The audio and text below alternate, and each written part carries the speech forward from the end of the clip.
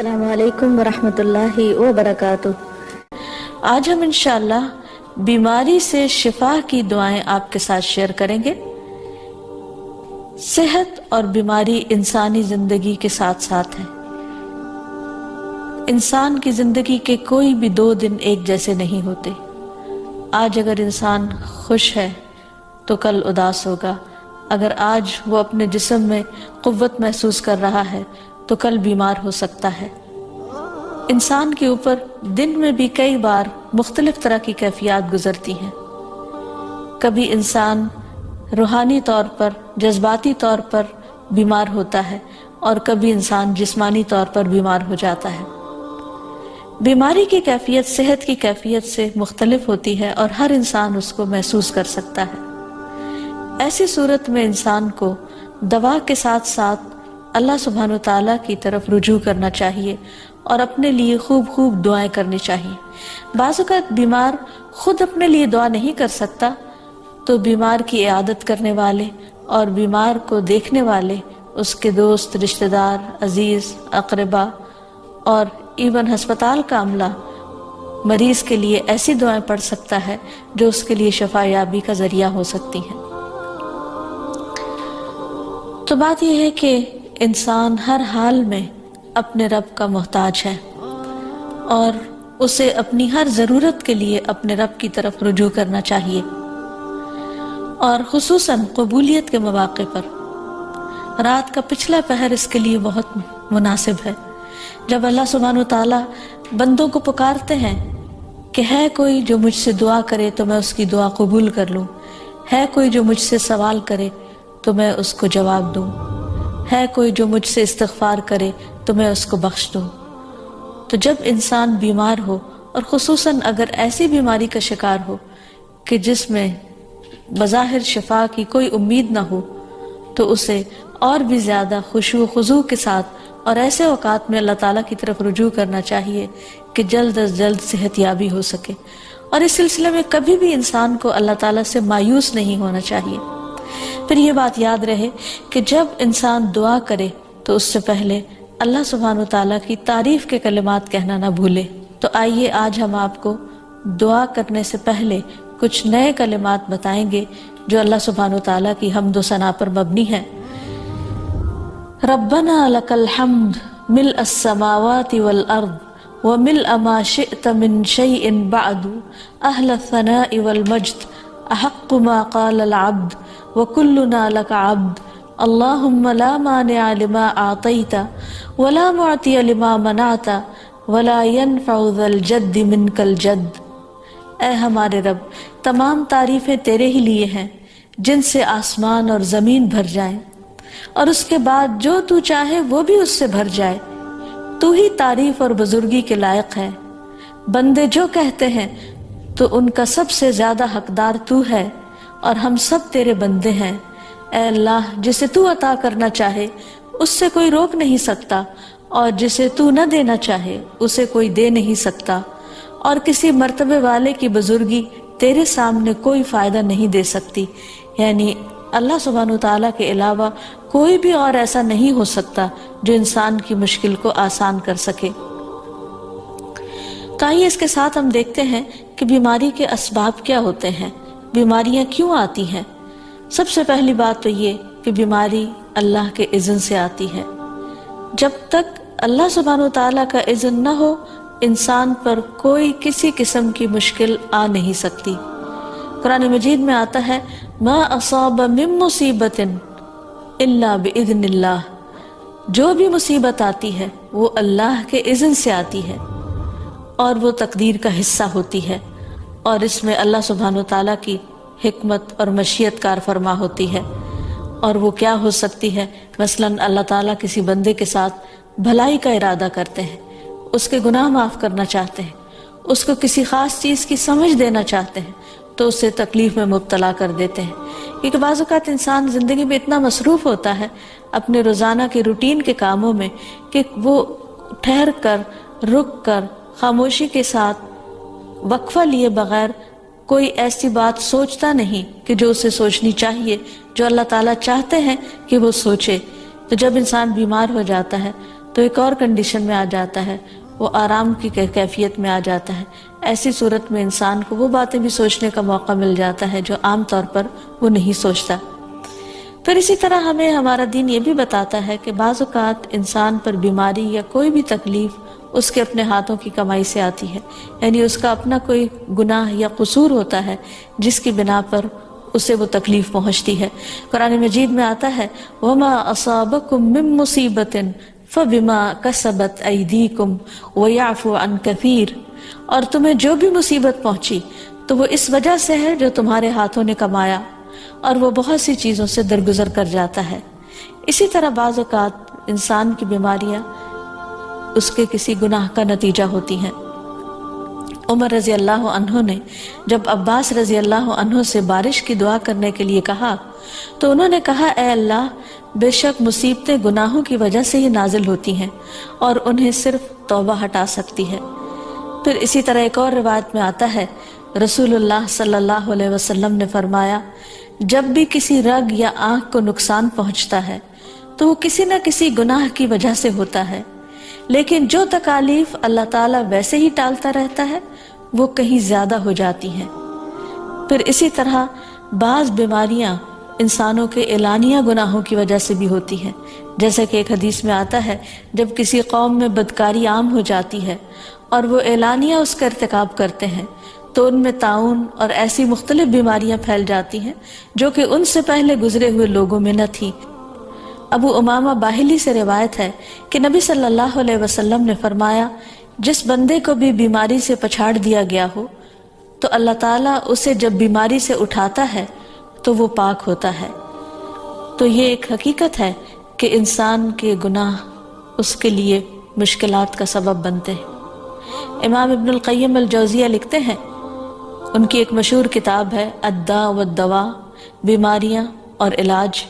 اس میں وہ کہتے ہیں کہ کوئی بھی گناہ ایسا نہیں کہ جس کے اثرات نہ ہوں۔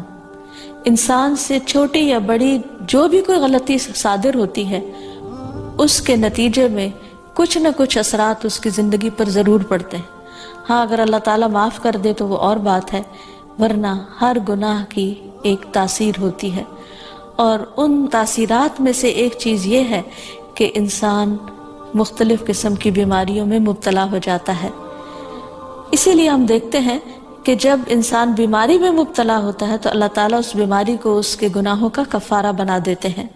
جیسے حدیث میں آتا ہے کہ جس مسلمان کو کانٹا چبھے یا اس سے زیادہ کوئی تکلیف پہنچتی ہے تو اللہ تعالیٰ اس کے ذریعے اس کے گناہوں کو اس طرح دور کر دیتا ہے جس طرح درخت سے اس کے پتے جھڑتے ہیں۔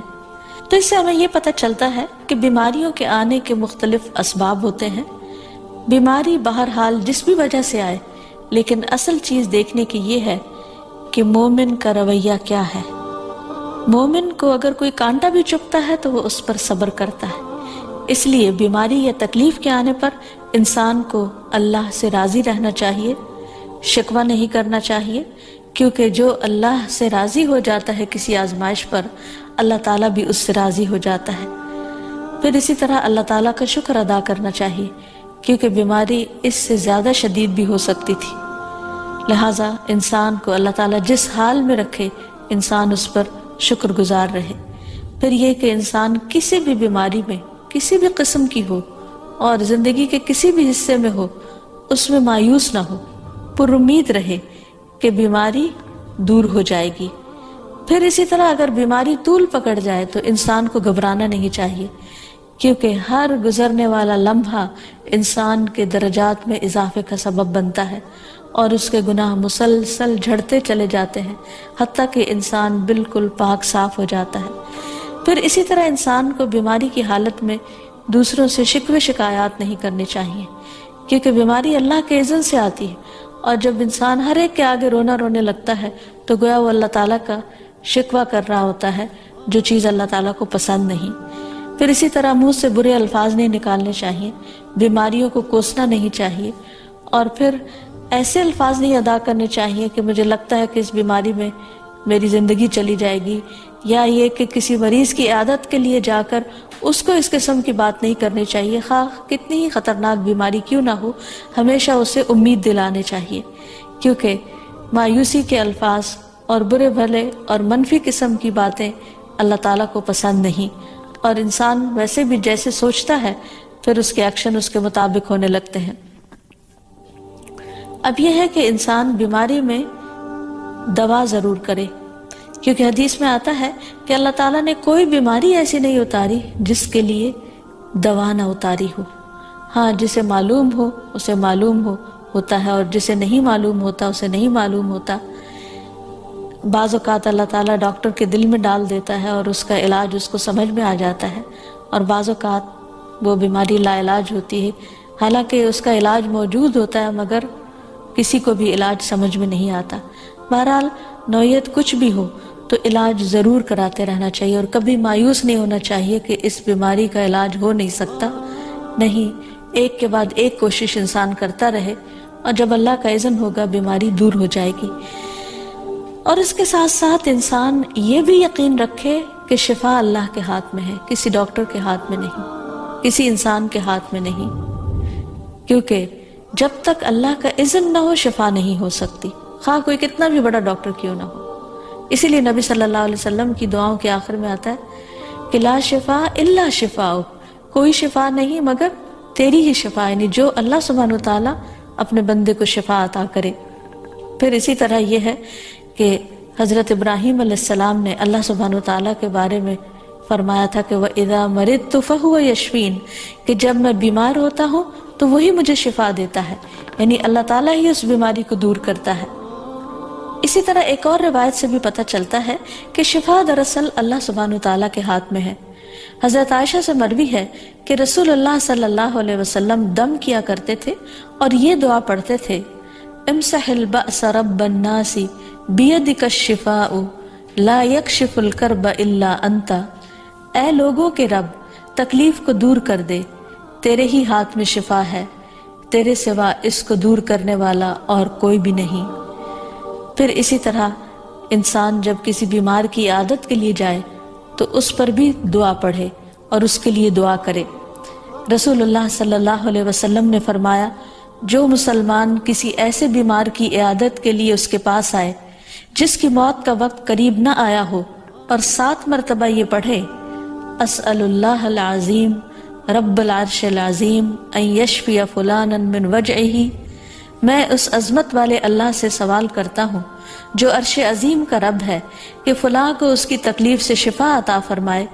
تو اللہ عز و جل اسے شفا عطا فرما دیتا ہے۔ اور پھر ہم دیکھتے ہیں کہ تمام انبیاء اپنی بیماریوں میں تکلیفوں میں اللہ تعالیٰ کو پکارتے تھے،